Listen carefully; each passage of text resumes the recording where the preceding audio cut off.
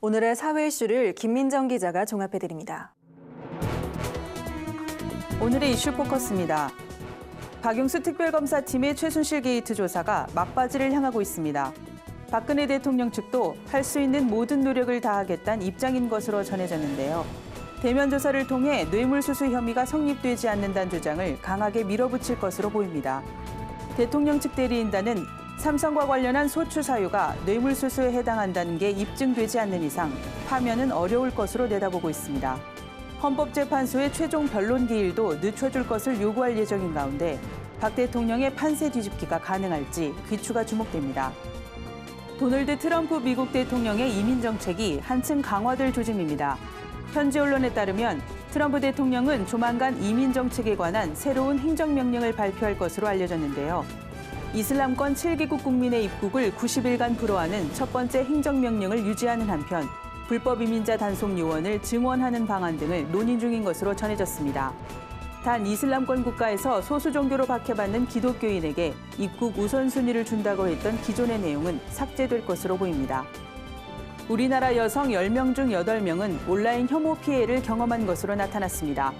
국가인권위원회가 숙명여대 산학협력단에 의뢰해 조사한 바에 따르면 여성의 온라인 혐오 피해 경험률은 83.7%에 달했습니다.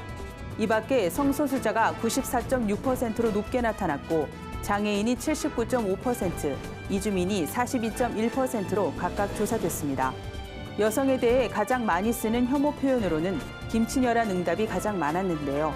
성소수자에 대해선 변태, 호모가 가장 많았습니다. 장애인은 징그럽고 냄새가 날 것이란 비난이 주를 이뤘고 이주민에 대해선 일자리를 빼앗는다거나 테러리스트란 표현이 많았습니다. 미세먼지로 인한 조기 출산화가 세계적으로 연간 수백만 명에 달한다는 연구 결과가 나왔습니다. 특히 한국이 포함된 동아시아와 남아시아 지역은 미세먼지 오염도가 높고 그만큼 조기 출산화 수도 압도적으로 많은 것으로 나타났습니다.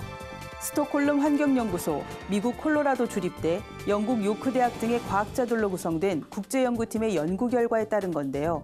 연구팀은 조기 출산에 영향을 주는 요소는 빈곤과 감염, 흡연, 약물 등 다양한데 미세먼지가 매우 크게 작용한다는 점이 이번 연구를 통해 확인됐다며 아시아 등 오염이 심한 지역들의 자체 연구가 많아져야 한다고 밝혔습니다. 이라크군이 IS의 최대 근거지 중 한 곳인 모술 서부 지역의 탈환 작전을 개시했다고 밝혔습니다. 지난달 모술 동부를 탈환한 이라크군이 이 지역까지 탈환한다면 IS 격퇴전에서 결정적인 승기를 잡을 수 있을 것으로 전망되는데요. 현재 모술 서부에 있는 IS 조직원의 규모는 수천 명 정도로 추산됩니다. 하지만 문제는 이라크군이 진입할 경우 이 지역 민간인들의 피해가 상당할 것이란 점입니다. 현재 이곳엔 약 75만 명의 민간인이 남아있는데 대부분 IS가 인간 방패로 삼기 위해 피란을 막아 탈출하지 못한 이들입니다.